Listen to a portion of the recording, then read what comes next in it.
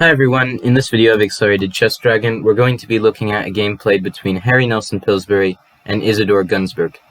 This was played in the 1895 Hastings tournament, and it was played in Hastings, England, and without further ado, let's look at this game. Pillsbury starts off by playing the move d4, and we have d5 by Gunsberg. c4 and now c6, so far the Slav defense. And after e3, g6, knight c3, bishop g7, knight f3, it's just normal development. Knight f6, bishop d3, castles, and then knight e5. So d takes c4, bishop takes c4, and now knight d5. So we've somewhat transposed into the Grinsfeld variation, and now f4 is played by Pillsbury. He cements his knight on the e5 square. And here, Gunsberg plays the move bishop to e6, and he tries to defend the d5 knight, although this square for his bishop is quite ugly, because it blocks the e-pawn, and the bishop could definitely have been developed to a better place, mainly to f5, because you can't really play e4 as Pillsbury, because Gunsberg has knight takes c3. So instead of bishop e6, I would recommend bishop f5 instead, because if you play e4 here, then there's knight c3, and there's an attack towards your queen, but there's also an attack towards your e4 pawn as white. So after b takes c3, bishop takes e4 could be played here. And yes, there are ideas like queen to b3 here, but this should really not have affected Gunsberg's play that much. Instead, Gunsberg went bishop e6, which definitely wasn't the best of all of the moves. Now, Pillsbury plays queen b3, and he puts pressure towards the d5 knight, and here b5 is played by Gunsberg.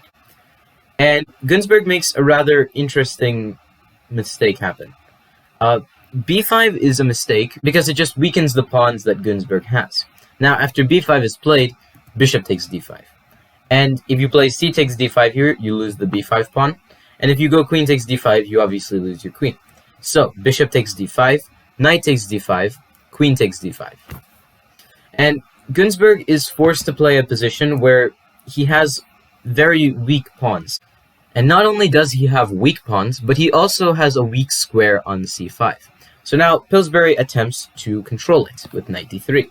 Now Gunsberg protects the square with knight d7, but Pillsbury doesn't care. He goes bishop d2, and he's going to prepare knight c5 under better circumstances.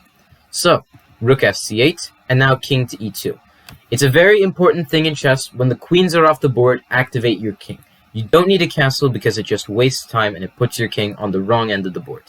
So e6, and now rook hc1.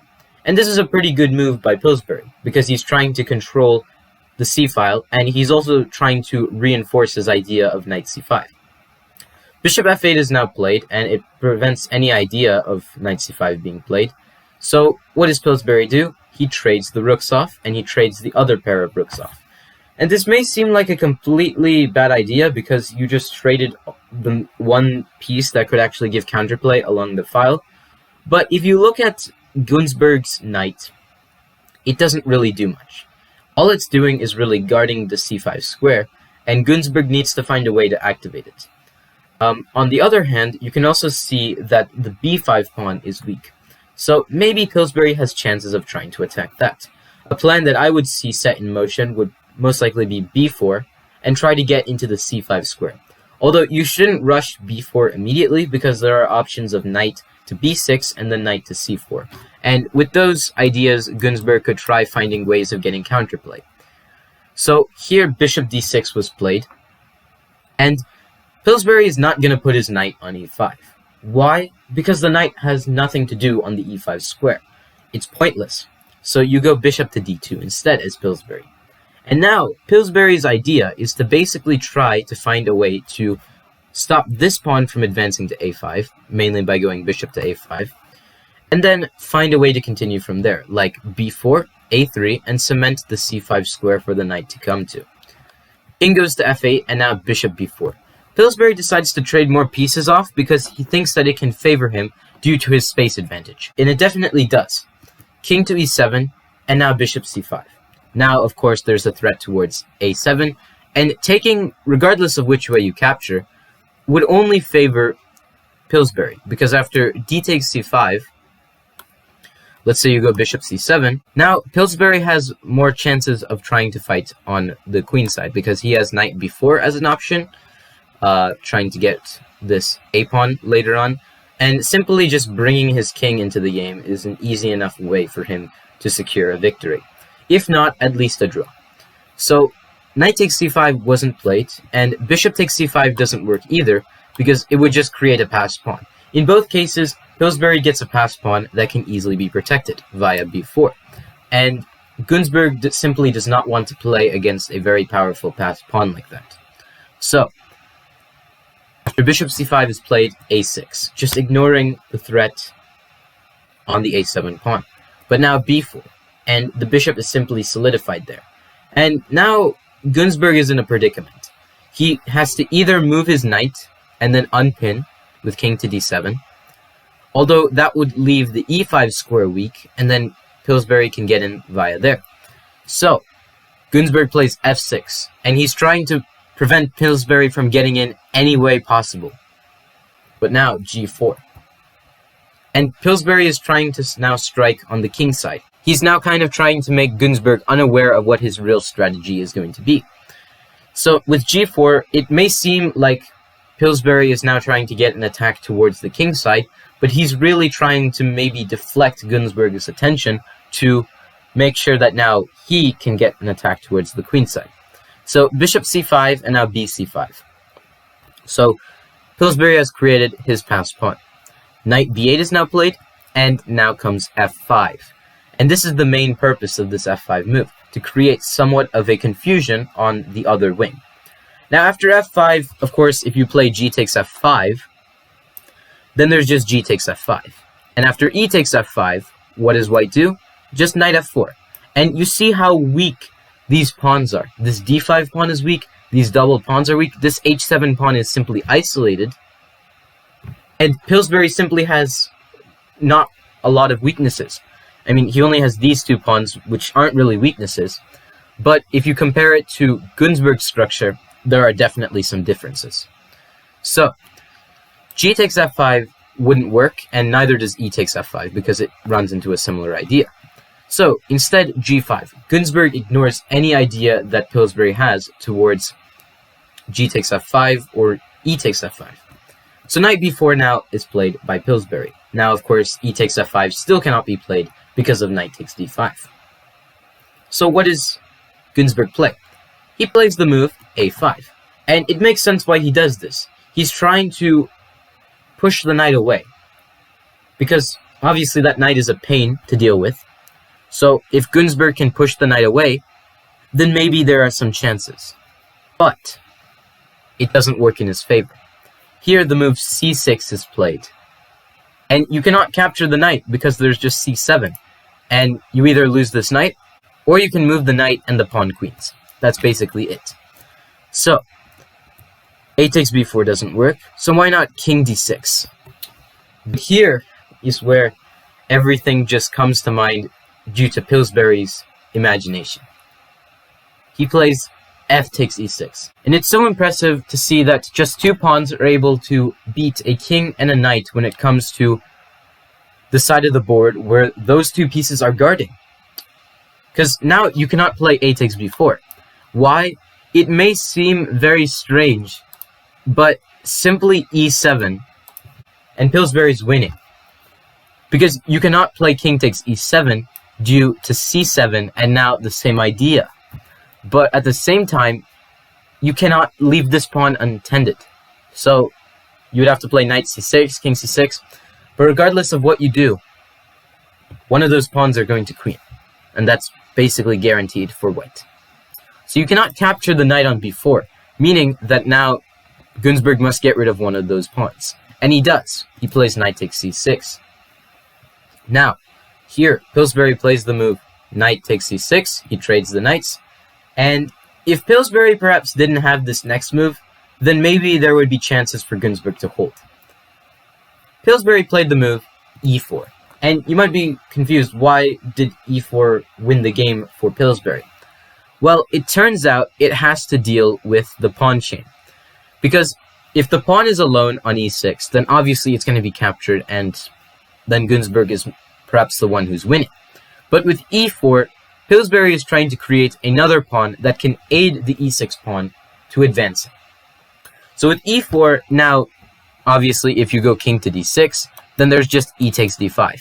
And Pillsbury can easily win, because now you cannot capture this pawn because the other pawn advances, and you just have to play the king back and forth to e7 and d6. Meanwhile, White's king is just going to go on the queen side and just create some weaknesses that White can easily target with no trouble at all. So, this would not work. King d6 just simply doesn't work. Now, what happens if you play d takes e4 instead, like in the game? Well, d takes e4 allows Pillsbury to play the move d5 check. And now you cannot capture the pawn on d5 because there's e7 and the pawn queens. So you must go king d6. King c7 would only allow the pawns to advance another square with e7 and then just d6, whereas king d6 prohibits that. But after king d6, the focus is not on the queenside pawns that Günzburg has, it's on the e4 pawn. b4, king takes e4, and Günzburg tries as quick as he can to at least create a passed pawn that he can push to win, but it doesn't work in his favor.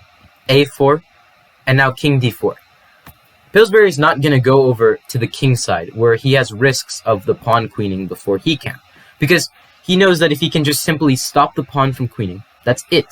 So, h5 is played, and here you might be wondering, should Pillsbury just play the move h3 and reinforce his pawn, and then later go on to defend? Or could he just capture?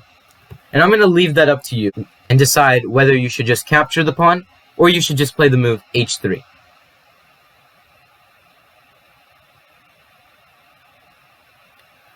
Okay, so the correct move is to actually capture the pawn, because it just gets another pawn that is going to queen. Why can you not play h3 and it's all the same? Well, if you play the move h3, then black can take on g4, or black can even play the move b3. And how is this different? Well, if b3 is played, then now after a takes b3, h takes g4, now h takes g4, there is a3. And somehow this is losing for White. How? Because now after king c3, f5, g takes f5, there's king e7. And somehow these two pawns are actually able to beat the king. Because, let's say that b4 is played, just g4. And you cannot push any of these pawns and try to force the king away. Because you cannot beat this pawn to queening, because after g3, b6, g2, b7, and now there's simply a2. You're going to queen this pawn as well. Now, after the move d6 check, trying to check the king and force it away, king goes to f6, b8 queen, a1 queen check.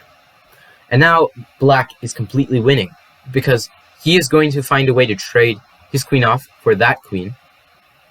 And then it's basically it. White cannot prevent this pawn from queening, and black is winning here. So, g takes h5 is winning. h3, on the other hand, weirdly enough, finds a way for black to actually get counterplay, and all of a sudden, win himself. So, you just have to be aware of this. G takes h5 was played in the game, and this is correct. This is correct, because now you create another passed pawn. And Pillsbury has a bunch of passed pawns that are ready to reach the 8th rank. After G takes h5, a3 was played here by Günzburg. b3 doesn't exactly work here, because there's a takes b3, and after a3, king c3. Your king will guard this pawn, whereas this pawn on the h file would just go up the board. And this f pawn, unfortunately, is not quick enough. It's way too slow, and after h8, it's just a square short of being queened, but Pillsbury can take that small gap of time to prevent the pawn from queening. So that would be it for Günzburg. b3 doesn't work, so he tries the move a3. Now after a3 is played, what does Pillsbury do? Well, he goes king c4. He doesn't want to worry about the move b3, because if you play h6, then there are chances after b3, and after h7, b takes a2, h8 queen, and then a1 queen check. You don't want to give Günzburg these chances, because then he can easily use them to his advantage. So you must play the move king c4, guarding this threat of b3. Now f5 is played, but h6. Now this pawn can advance, and after f4 is played by Günzburg, h7 by Pillsbury. And after this h7 move was played, Günzburg resigned the game. He has no way of preventing this pawn from queening, and that too stopping black from queening, because after f3, h8 queen, f2, queen f8 check, and the pawn is simply lost. And with that, black's hopes of winning the game are crushed as well. So, that was the game. I hope you all enjoyed it, and if you have any suggestions or feedback for me, please let me know in the comments section, and stay tuned for more chess.